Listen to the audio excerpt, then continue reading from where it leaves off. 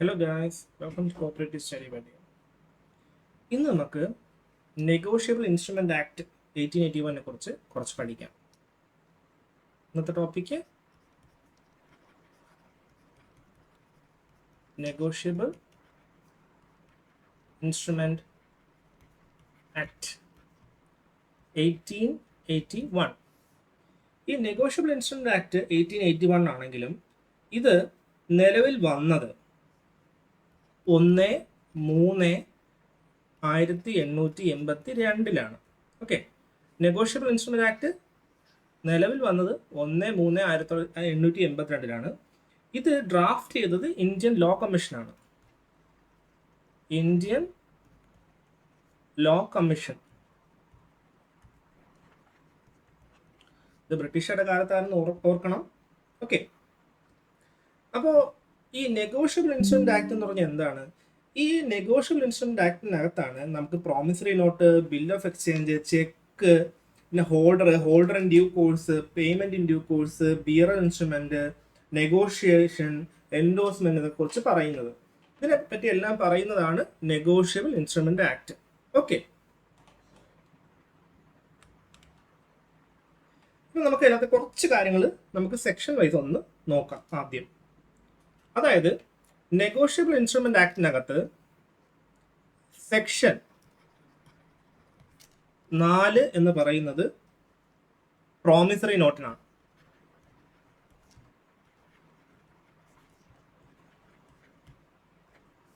Section 4 promissory note. ഇതൊക്കെ എന്താണെന്ന് പറയാം കേട്ടോ. സെക്ഷൻ 5 എന്ന് പറയുന്നത് ബിൽ ഓഫ് എക്സ്ചേഞ്ച് ആണ്.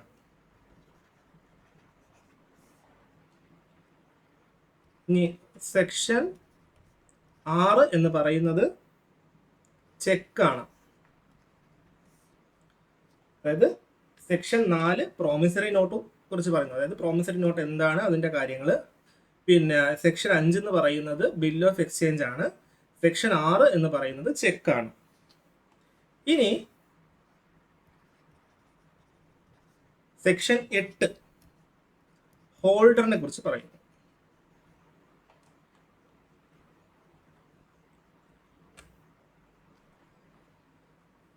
ഇനി section 9 holder in due course.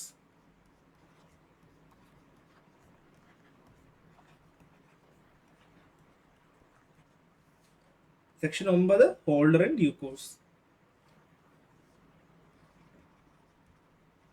Section 10 payment and due course.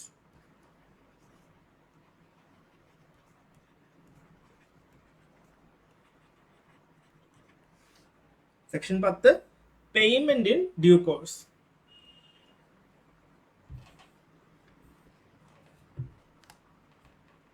ഇനി സെക്ഷൻ 11 ബിയറർ ഇൻസ്ട്രുമെന്റ്.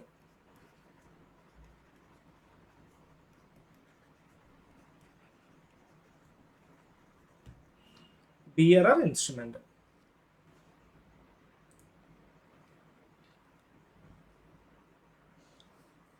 ഇനി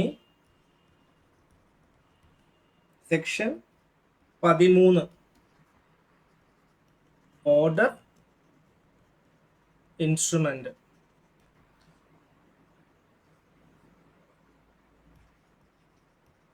സെക്ഷൻ 14 നെഗോഷിയേഷൻ.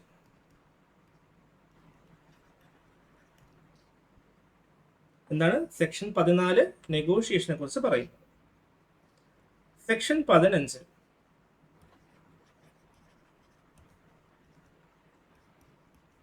എന്തിനെ കുറിച്ച് പറയുന്നു? എൻഡോഴ്സ്മെന്റ്.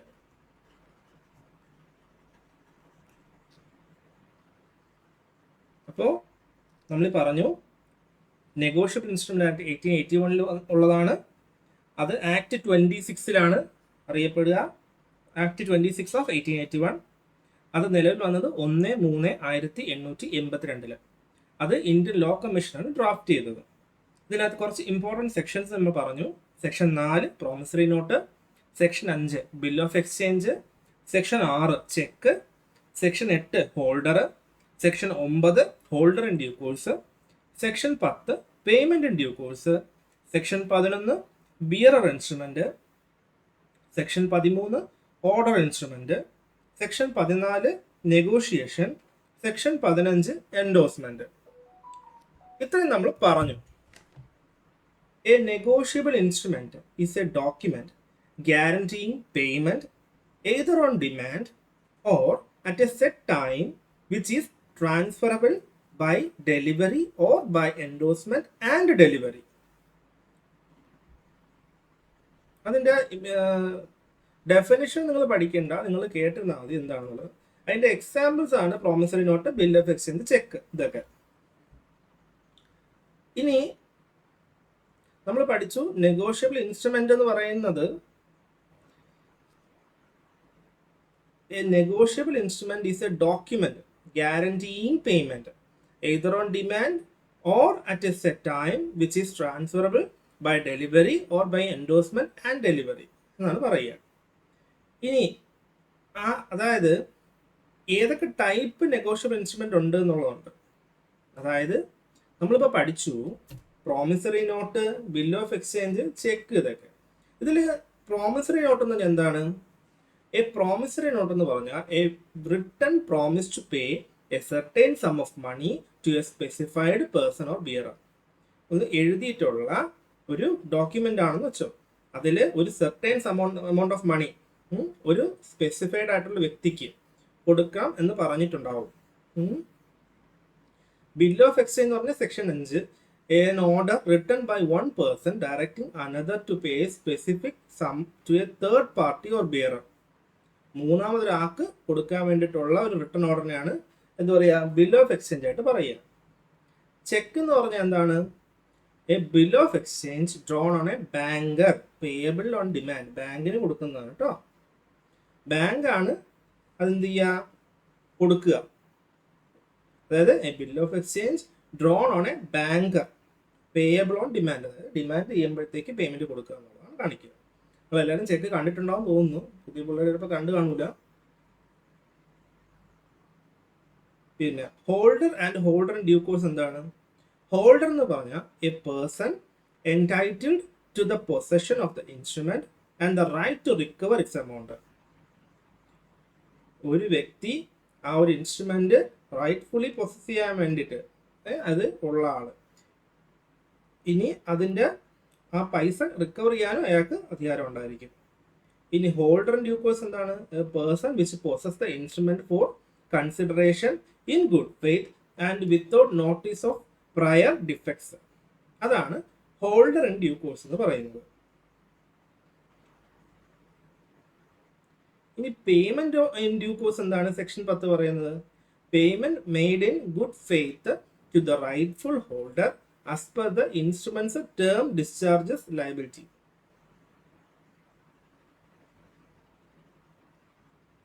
ആ റൈറ്റ്ഫുൾ ഹോൾഡറിന് പേയ്മെന്റ് കൊടുക്കുന്നതിൻ്റെ പറയുക. ആ ഇൻസ്ട്രുമെന്റ് ടേംസ് ആൻഡ് ലയബിലിറ്റീസ് ഒക്കെ നോക്കിയ ശേഷം അത് payment made in good faith ആയിരിക്കും. ഇനി എൻഡോഴ്സ്മെന്റ് എന്താണ്? എൻഡോഴ്സ്മെന്റിൽ പറയുന്നത് പലതരം എൻഡോഴ്സ്മെന്റ് ഉണ്ട്. ബ്ലാങ്ക് എൻഡോഴ്സ്മെന്റ് ഉണ്ട്, സ്പെഷ്യൽ എൻഡോഴ്സ്മെന്റ് ഉണ്ട്, റെസ്ട്രിക്റ്റീവ് എൻഡോഴ്സ്മെന്റ് ഉണ്ട്, കണ്ടീഷണൽ എൻഡോഴ്സ്മെന്റ് ഉണ്ട്. ബ്ലാങ്ക് എൻഡോഴ്സ്മെന്റ് എന്ന് പറഞ്ഞു കഴിഞ്ഞാൽ signature of the holder without specifying the എൻഡോസി. അതായത് നമ്മൾ ഈ പ്രോമിസറി നോട്ടല്ല, ഈ നെഗോഷ്യബിൾ ഇൻസ്ട്രുമെന്റിന്റെ ബാക്കിൽ നമ്മൾ ബിൽ ഓഫ് എക്സ്ചേഞ്ചിലൊക്കെ നമ്മൾ എഴുതി കൊടുക്കും പിന്നെ ആൾക്ക് കൊടുക്കാൻ വേണ്ടിയിട്ട്. അതൊക്കെ പറയുന്ന രീതിയാണ്.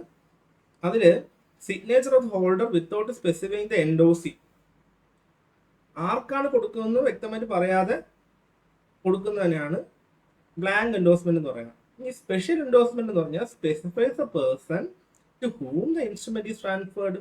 ആർക്കാണോ ട്രാൻസ്ഫർ ചെയ്യുന്നത് അവരുടെ പേരോട് ഉണ്ടാവും. ഇനി റെസ്ട്രിക്റ്റീവ് എൻഡോഴ്സ്മെന്റ് എന്ന് പറഞ്ഞാൽ റെസ്ട്രിക്ട്സ് ഫർദർ ട്രാൻസ്ഫർ. അതാണ് ചെയ്യുക. അതായത് ഇനിയും അത് ട്രാൻസ്ഫർ ചെയ്യാൻ വേണ്ടി സമ്മതിക്കില്ല. കണ്ടീഷണൽ എൻഡോഴ്സ്മെന്റ് എന്ന് പറഞ്ഞു കഴിഞ്ഞാൽ imposes A condition for payment. അതായത് പേയ്മെന്റ് കൊടുക്കാനായിട്ട് ഒരു കണ്ടീഷൻ വെക്കും. ആ കണ്ടീഷൻ ഫുൾഫിൽ ആയി കഴിഞ്ഞാൽ പേയ്മെന്റ് കൊടുക്കാവൂ എന്നുള്ളത് പറയും. ഇനി നോട്ടിംഗ് ആൻഡ് പ്രൊട്ടസ്റ്റ് എന്ന് കേട്ടിട്ടുണ്ടോ? നോട്ടിംഗ് എന്ന് പറഞ്ഞു കഴിഞ്ഞാൽ official recording of the fact of dishonour. ഒരു ചെക്ക് മടങ്ങുകയാണെങ്കിൽ അതിനെ ഒഫീഷ്യലി റെക്കോർഡ് ചെയ്യുന്ന പ്രോസസ്സിന് നോട്ടിംഗ് എന്ന് പറയും. ഇനി പ്രൊട്ടസ്റ്റ് എന്ന് പറഞ്ഞാൽ എന്താണ്? അതായത്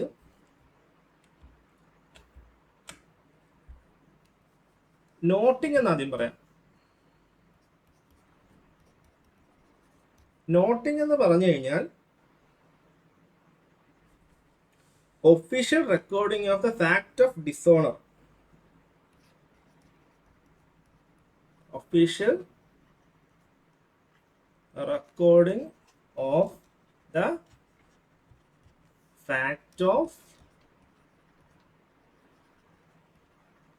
ഡിസോണർ, അതാണ് നോട്ടിംഗ് എന്ന് പറയുക. ഇനി പ്രൊട്ടസ്റ്റ് എന്താണ്? ഇതൊക്കെ നമ്മൾ നോട്ടറി പബ്ലിക്കിന്റെ കൊടുത്തായിരിക്കും ചെയ്യുക കേട്ടോ. A formal certificate issued by a notary public detailing the dishonour. അതൊരു ഫോമൽ സർട്ടിഫിക്കറ്റ് ആണ് ഈ പ്രൊട്ടസ്റ്റ് എന്ന് പറയുന്നത്. Formal certificate issued by notary public. അതായത് നോട്ടറി നിങ്ങൾക്ക് അറിയായിരിക്കും, അതായത് വക്കീലന്മാർക്ക് നോട്ടറി ആവാനുള്ള അധികാരം ഉണ്ടാവും ചില വക്കീലന്മാർക്ക്. ആ നോട്ടറി ആയിരിക്കും ഇതിനുള്ള അധികാരം കൊടുക്കുക. ഒരു നോട്ടറി പബ്ലിക് എന്ന് പറയും കേട്ടോ. Formal certificate issued by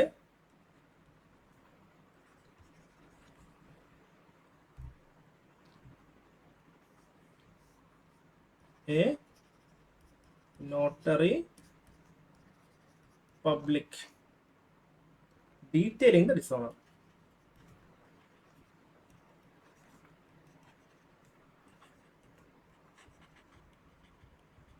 check മടങ്ങിയത് നോട്ട് ചെയ്യുന്നതിന് ഒഫീഷ്യൽ റെക്കോർഡിംഗിന് പറയുന്നത് നോട്ടിംഗ് എന്നും അതിനൊരു സർട്ടിഫിക്കറ്റ് ഇഷ്യൂ ചെയ്യുന്നതിന് പ്രൊട്ടസ്റ്റ് എന്നും പറയും. അത്രയേ ഉള്ളൂ. ഇനി ഒരു ചെക്ക് ഡിസോണർ ആയെന്നിരിക്കട്ടെ, അതായത് ചെക്ക് ഡിസോണർ ആയാൽ എന്ത് സംഭവിക്കും? Dishonour of cheque for insufficiency of fund is a criminal offence. എന്താണ്? അതൊരു ക്രിമിനൽ ഒഫൻസ് ആണ്. അതില് പണിഷ്മെന്റ് എന്താണ്?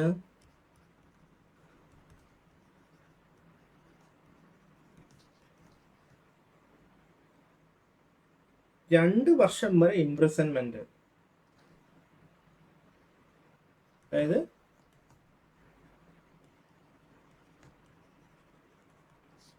ഇംപ്രിസൺമെന്റ് up to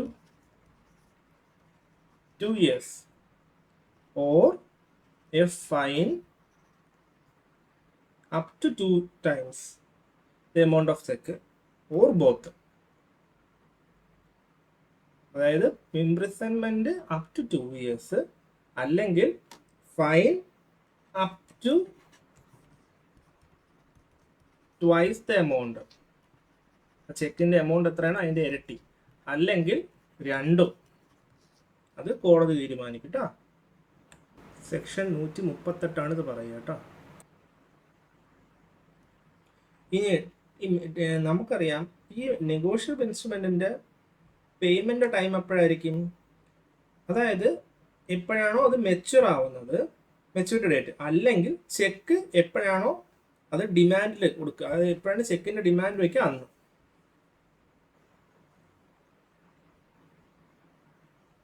ഈ ക്രോസിങ്ങിനെ പറ്റി പറഞ്ഞുതരാം. ജനറൽ ക്രോസിംഗ് ഉണ്ട്, സ്പെഷ്യൽ ക്രോസിംഗ് ഉണ്ട്. ജനറൽ ക്രോസിംഗ് എന്ന് പറഞ്ഞു കഴിഞ്ഞാൽ 2 പാരലൽ ലൈന് വരയ്ക്കും നമ്മൾ. ചെക്കിന്റെ ഇപ്പം ലെഫ്റ്റ് സൈഡ് കോർണർ ടൈപ്പിൽ നമ്മൾ വരയ്ക്കും, രണ്ട് പാരലൽ ലൈന് വരയ്ക്കും. അതിൽ അക്കൗണ്ട് പേ ചെയ്യുന്നോ എഴുതുകയോ അല്ല എഴുതാതിരിക്കുകയോ ചെയ്യും. അതാണ് ജനറൽ ക്രോസിങ്. അതായത് ഉദാഹരണം പറഞ്ഞാൽ ഇങ്ങനെ ഒരു ചെക്ക് എന്ന് വെച്ചോ, ഇവിടെ അങ്ങനെ പേ എന്ന് എഴുതിയിട്ടുണ്ട്. ഇവിടെ നമുക്ക് സെൽഫ് ഒക്കെ എഴുതും. റുപ്പീസ് എന്നൊക്കെ എഴുതും. ഇവിടെ നമുക്ക് MICR കോഡും കാര്യങ്ങളൊക്കെ ഉണ്ടാവും. ഇവിടെ ഒപ്പിടാനുള്ള സ്ഥലം ഉണ്ടാവും. എന്നിട്ട് ഇവിടെ ഇങ്ങനെ 2 വര വരയ്ക്കുന്നതിന് ആ വരയ്ക്കുന്നതിനകത്ത് ഇങ്ങനെ അക്കൗണ്ട് പേയി എന്ന് എഴുതും. എഴുതിയാലും എഴുതിയില്ലെങ്കിലും ജനറൽ ക്രോസിങ്. ഇനി ആ സ്ഥലത്ത് ഒരു ബാങ്കിന്റെ പേര് എഴുതിയിട്ടുണ്ടെങ്കിൽ അതിന് സ്പെഷ്യൽ ക്രോസിംഗ് എന്ന് പറയും. അപ്പൊ 2 ക്രോസിംഗ് നമ്മൾ പഠിച്ചു, ജനറലും സ്പെഷ്യലും ക്രോസിങ്. ഇത് ചെക്കിൻ്റെ എല്ലാം ഉണ്ടാവും കേട്ടോ. ജനറൽ എന്ന് പറഞ്ഞു കഴിഞ്ഞാൽ ഇവിടെ ചെക്കിന്റെ ഈ ഭാഗത്തായിട്ട് 2 പാരലൽ ലൈൻ വരച്ചിട്ട് അതിനകത്ത് ഒന്നുകിൽ ഒന്നും എഴുതില്ല, അല്ലെങ്കിൽ അക്കൗണ്ട് പേ ചെയ്യുന്നോ അങ്ങനെ എഴുതും. ഇനി സ്പെഷ്യൽ ആണെങ്കിൽ ഒരു ബാങ്കിന്റെ പേരും. ഇത് എന്തിനാ പറയണമെന്ന് വെച്ച് കഴിഞ്ഞാൽ, ഇപ്പോൾ ഒരാൾക്ക് ഇപ്പോൾ കളഞ്ഞു കിട്ടിയെന്ന് ചെക്ക്, അപ്പോൾ അതിൽ ചിലപ്പോൾ ഒപ്പ് മാത്രം ഇട്ടിട്ടുണ്ടാവും. അപ്പോൾ അങ്ങനെയുള്ള കേസിൽ അപ്പോൾ അയാളുടെ പേര് എഴുതിയിട്ട് ബാങ്കിൽ പ്രസന്റ് ചെയ്യുകയാണെങ്കിൽ എന്ത് ചെയ്യും, കൗണ്ടറിൽ നിന്ന് ആ ക്യാഷ് കൊടുക്കും. ഇവിടെ പേ ഓർ ബിയറർ എന്ന് പറഞ്ഞ് പേര് എഴുതിയിട്ടുണ്ട്. അത് ഈ ചെക്കിൽ ആരുടെ പേരാണ് എഴുതിയിരിക്കുന്നത്, അല്ലെങ്കിൽ ബിയറർ ആരാണോ ആ ചെക്ക് കൊണ്ടുവരുന്ന വ്യക്തി, അവർക്ക് കൊടുക്കുക എന്നുള്ളതാണ്. ഇങ്ങനെ ക്രോസ് ചെയ്ത് കഴിഞ്ഞാൽ അക്കൗണ്ട് ത്രൂവേ മാറ്റാൻ പറ്റും. അതായത് SBI അക്കൗണ്ട് വഴി ഈ പൈസ മാറ്റാൻ പറ്റും. SBI കറണ്ട് അക്കൗണ്ടോ അതുവഴി മാറ്റാൻ പറ്റുള്ളൂ. ഇനി സ്പെഷ്യൽ ക്രോസിംഗിൽ ബാങ്കിന്റെ പേര് എഴുതിയാൽ ആ സ്പെസിഫൈഡ് ബാങ്കിലേ മാറാൻ പറ്റുള്ളൂ. ഇത്രയുള്ള കാര്യം.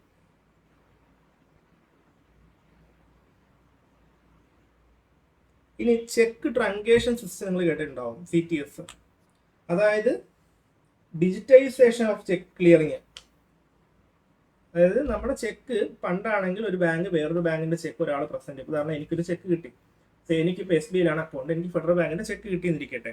അപ്പം ഞാനിത് എന്ത് ചെയ്യും, ചെക്ക് ക്ലിയറിങ് അയക്കുമ്പോൾ ഈ ചെക്ക് എൻ്റെ ബാങ്കിൽ നിന്ന് ആ ബാങ്കിലേക്ക് ഫിസിക്കലി പോകുന്നതിന് പകരം ഇപ്പം എന്ത് ചെയ്യും, ഡിജിറ്റൽ ഫോർമാറ്റിൽ ആ ചെക്കിന് അങ്ങോട്ട് അയക്കും. അതായത് എൻ്റെ SBI എന്നാണെങ്കിൽ അത് ഫെഡറലിലോട്ട് അവർ ചെക്ക് അങ്ങോട്ട് അയക്കും ഡിജിറ്റലി. അതിനാണ് CTS എന്ന് പറയുന്നത്.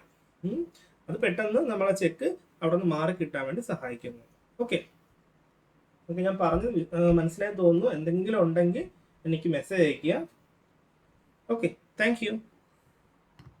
വീഡിയോ ഇഷ്ടപ്പെട്ടാൽ സബ്സ്ക്രൈബ് ചെയ്യണേ.